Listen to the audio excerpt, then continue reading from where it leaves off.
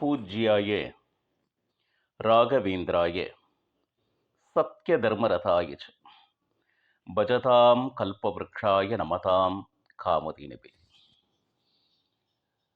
354வது ஆராதனையை எதிர்நோக்கி காத்திருக்கும் ராகவேந்திர சுவாமி பக்தர்கள் அனைவருக்கும் என்னுடைய மனமார்ந்த வணக்கங்கள். ஆராதனை அன்று பலவிதமான சேவைகள் பக்தர்களால் செய்யப்படுகிறது. அதில் மிக மிக முக்கியமானது ஞான காரியம். அவரை பற்றி நாம் அறிந்து கொள்வது மிகவும் அவசியமாகிறது. நாம் ஏன் அவரை வணங்க வேண்டும்? உலகத்தில் எத்தனையோ குரு என்கின்ற போர்வையில் நிறைய பேர் இருக்காங்க. அதில் எந்த விதத்தில் மற்றவர்களை விட மிக உயர்ந்தவர் நம் ராகவேந்திர சுவாமிகள் என்பதை ஒவ்வொரு பக்தர்களும் அறிய வேண்டும். அவருடைய வாழ்க்கையில் என்னென்ன மகிமைகளை அவரை சாதித்திருக்கிறார். இன்னும் சொல்ல போனா அவருக்கு இந்த புகழ்ச்சி அப்படிங்கிறதே பிடிக்காது. அதனால தான் அவருடைய சரித்திரத்தை சொல்லக்கூடிய ராகவேந்திர விஜயம் என்கின்ற உயர்ந்த கிரந்தத்தில் கடைசி 6 அத்தியாயங்களை பாருங்க. எந்த காரணத்திலும் குருவுக்கு நிகராக என்னுடைய கிரந்தம் வந்துவிடக் கூடாது என்கின்ற எண்ணத்தில் அந்த ராகவேந்திர விஜயத்தில் கடைசி இருக்கக்கூடிய 6 அத்தியாயங்கள், அதாவது சந்நியாசிரமம் ஏற்ற பின்பு அவர் செய்த எந்த விதமான மகிமைகளையும் ராகவேந்திர விஜயத்தில் நம்மால் பார்க்க இயலாது. குரு ஜெகநாததாசர், ஜெகநாததாசர், கோபாலதாசர், விஜயதாசர், இந்த தாசர் பெருமக்கள் ராகவேந்திர சுவாமிகள் சந்நியாசம் ஏற்றதற்கு பின்பு என்னென்ன மகிமைகள் செய்தார்களோ அதை அற்புதமாக பாடல் வடிவில் நமக்கு நிறைய கொடுத்திருக்கிறார். நேற்றைய தினம் உடுப்பியில் பகவான் கிருஷ்ணனும் ராகவேந்திர சுவாமிகளும் இருக்கின்ற அந்த பக்தருக்கும் பகவானுக்கும் இருக்கக்கூடிய பாந்தவியத்தை நாம் கண்டோம். இன்றைய தினம் பார்த்தவன்னா சந்நியாசம் ஏற்ற பின்பு சஞ்சார மார்க்கமாக பல்லக்கில் அமர்ந்து கொண்டு ராகவேந்திர சுவாமிகள் வரும் அந்த நேரத்தில் ஹுப்பாளி என்று ஒரு இடம், அந்த இடத்தில் பார்த்தோம்னா ஒரு வெயில் அதிகமாக இருந்ததால் சற்று ஓய்வு எடுக்கலாம் அப்படின்னு சொல்லிட்டு ராகவேந்திர சுவாமிகள் இறங்கி அந்த பல்லக்கு ஒரு இடத்தில் வைக்கப்பட்டது. ஆனால் அந்த பல்லக்கு வைக்கப்பட்ட இடம் எப்படி அப்படின்னு கேட்டீங்கன்னா, அந்த ஊரினுடைய ராஜன், அந்த ராஜனுடைய மகன் நேற்றைய தினம் இறந்து அந்த இடத்துல தான் புதைக்கப்பட்டிருக்கிறார். அதன் மேல் பல்லக்கு இருந்ததை பார்த்தவுடனே அந்த ராஜனுடைய சிப்பாய்கள் அந்த வழியா வருவாங்க. முசல்மான் ராஜா ராகவேந்திர சுவாமிகளுடைய பார்வையில் அவர் பார்ப்பது பக்தி ஒன்றையே. பக்தர்களே, நீங்கள் மிகச்சிறிய செல்வந்தர்களா, நீங்கள் ஞானம் உடையவர்களா, நீங்கள் எந்த இனத்தை சேர்ந்தவர்கள், இந்த மாதிரி எந்த விதமான பாகுபாடும் நம் குரு ராகவேந்திர சுவாமிகள் கிட்ட இல்லை என்பதே உண்மை. இப்போ அங்கிருந்த சிப்பத்தை வந்த உடனே அந்த பல்லக்கை எடுங்க அப்படின்னு சொல்லிட்டு அவங்க சொன்னாங்க. அப்ப என்னாச்சு, உடனே சரி அந்த 4 பேரும் சொல்றாங்கன்னு சிஷ்யர்கள் அந்த பல்லக்கை எடுத்தாங்க. அந்த 4 பேர்கிட்ட ராகவேந்திர சுவாமிகள் சொன்ன வார்த்தை, அப்பா ஏன் இந்த பல்லக்கை எடுக்க சொல்றீங்க? நேற்றைய தினம் ராஜனுடைய மகனானவன், அதாவது ஒரு 7 to 8 வயதுக்குள் பல நாட்களாக குழந்தை இல்லாது ஒரே மகன் அந்த ராஜனுக்கு. அந்த மகன் நேற்றைய தினம் இந்த இடத்துல என்ன சொல்லுது, புதைக்கப்பட்டிருக்கிறான் அப்படின்னு உடனே ராகவேந்திர சுவாமிகள் அந்த 4 பேர்கிட்ட சொன்ன விஷயம் பாருங்க, மிக ஆச்சரியமான விஷயம். யார் சொன்னா இந்த ராஜனுடைய மகன் இறந்தான் என்று? இன்றைய இரவிற்குள் அவனை நீங்கள் வெளியே எடுத்துவிட்டால் அவன் கண்டிப்பாக பிழைப்பான், அவன் இன்னும் சாகவில்லை அப்படின்னு சொல்லிட்டு ராகவேந்திர சுவாமிகள் சொன்ன உடனே இந்த 4 பேருக்கு என்ன செய்யறதுன்னு தெரியல. உடனடியா திரும்பி போய் நேர ராஜனை பார்த்து, ராஜா, அந்த இடத்தில் ஒரு ஹிந்து சந்நியாசி ஒருவர் வந்திருக்கிறார், அவர் பேரெல்லாம் இவங்களுக்கு தெரியல. உங்களுடைய மகன் எங்கு புதைக்கப்பட்டு இருக்கிறாரோ அந்த இடத்தில் அமர்ந்து கொண்டு உங்களுடைய மகன் இன்னும் சாகவில்லை, இன்றைய இரவிற்குள் அவனை தயவு செய்து வெளியே எடுங்கள் அப்படின்னு சொல்லிட்டு அவர் கூறுகிறார். அப்படின்னு ஒண்ணு ராஜன் துக்கத்தின் எல்லையில் இருந்தார். வெகு நாட்களாக குழந்தை இல்லை, கிடைத்தது ஒரே ஒரு குழந்தை, அவனும் இந்த மாதிரி மாண்டு விட்டானே என்கின்ற மிகப்பெரிய ஆதங்கத்தில் இருக்கும் ஒரு நிலையிலே யாரிடம் இருந்து நல்ல வார்த்தை வந்தாலும் அதை கேட்கும் ஒரு மனநிலையில் அந்த ராஜன் இருந்தான். உண்மை என்னன்னா, அவன் நிஜமாகவே சாத்வீகன். எந்த மதத்தில் இருந்தால் என்ன, நேரா ஓடி வந்து சாஷ்டாங்கமாக நமஸ்காரம் செய்தான் ராகவேந்திர சுவாமிகளிடம். உடனே ராகவேந்திரனுடைய ஆணைக்கு இணங்க அந்த இடத்திலிருந்து தோண்டி அந்த மகனை வெளியே எடுத்தனர். தலைப்பகுதி மட்டும் எந்த விதமான சேதமும் ஆகான, ஆனால் மேனி முழுதும் நீல நிறமாக காணப்பட்டிருந்தது. அதை கண்டார் ராகவேந்திர சுவாமிகள். ராஜன் மற்றும் அங்கு இருக்கக்கூடிய சிப்பந்திகளிடம் ராகவேந்திர சுவாமிகள் சொன்ன ஒரு விஷயம் என்னன்னா, நான் இப்பொழுது தியானத்தில் அமரப்போகிறேன். சரி, இங்கு என்ன நடந்தாலும் நீங்க எதுக்குமே என்ன சொல்லுது தொந்தரவு பண்ணக்கூடாது. ஒரு அரை மணி நேரம் 1 மணி நேரத்துக்கு நான் தியானம் செய்யும் பொழுது இங்கு என்ன வேணா நடக்கலாம்.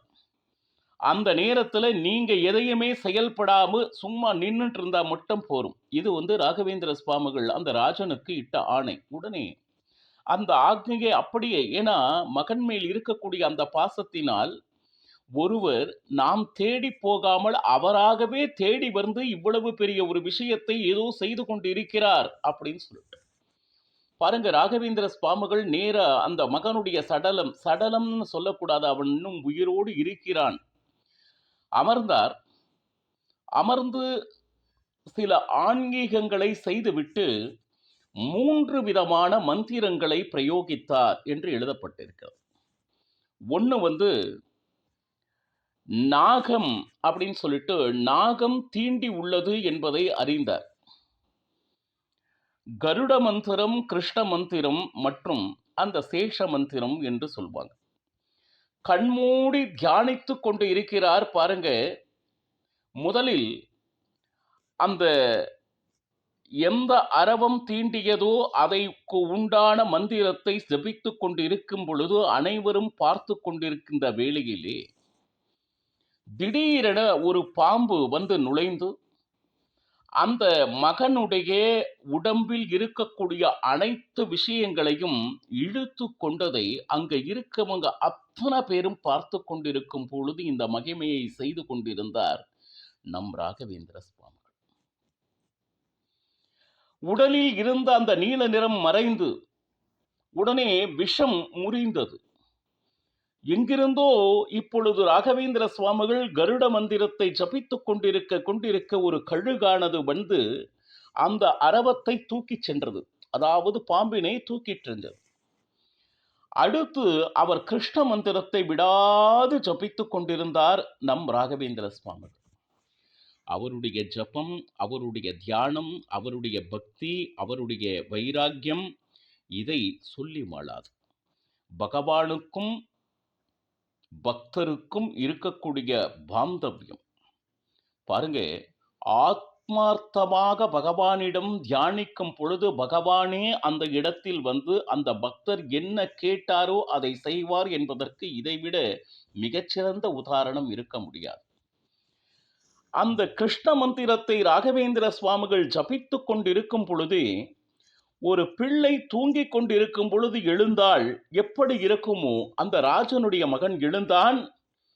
ராஜனுடைய கண்களில் ஆனந்த பாஷ்யம், கைகள் நடுங்க தன் பிள்ளை மீண்டும் உயிரோடு வந்து விட்டானே என்று ஆற தழுவினான் அந்த ராஜன். இது ஏதோ ரகசியமாக யாரும் காணாதபடி நடந்த ஒரு விஷயமே அல்ல. இது ராகவேந்திர சுவாமிகள் ஆனது, இதன் மகிமை அப்படின்னு சொன்னா அது ராகவேந்திர சுவாமிகளுக்கு பிடிக்காது. ஏன்னா அவர் என்ன சொல்கிறார்கள்னா, இந்த உயிர் பெற்றதற்கு காரணம் நான் அல்ல, பகவான் தன்னுடைய மகிமையை காண்பித்தாரே ஒழிய இது என்னால் ஆனது அல்ல. பாருங்க, இன்னைக்கு ஒரு சின்ன விஷயம் நாம செய்தாலே அதை உலகம் முழுக்க நான் தான் செய்தேன் என்று சொல்லக்கூடிய எண்ணம் பல பேர்கிட்ட இருக்கு. சில பேர் கொஞ்சம் ஞானவான்கள் இருக்கத்தான் செய்கிறார்கள். ஆனால் எவ்வளவோ பெருமை மகிமை செய்த பின்னும் இது என்னால் ஆனது அல்ல.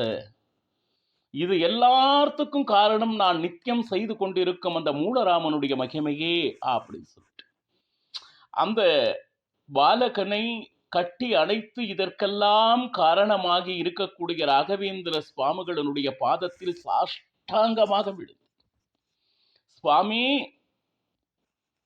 எனக்கு பல வருடங்களாக குழந்தை இல்லை, பகவானுடைய கருணையினால் இந்த மகன் பிறந்தது, அவனும் என்னை விட்டு போய்விட்டானே என்று துக்கத்தின் உச்சிக்கு, அதாவது என்னுடைய வாழ்க்கையையும் மாய்த்து கொள்ள வேண்டும் என்கின்ற ஒரு நிலையிலே எங்கிருந்தோ வந்து என்னுடைய மகனை நீங்கள் திருப்பி கொடுத்திருக்கிறீர்கள், உங்களுக்கு நான் என்ன செய்ய வேண்டும்?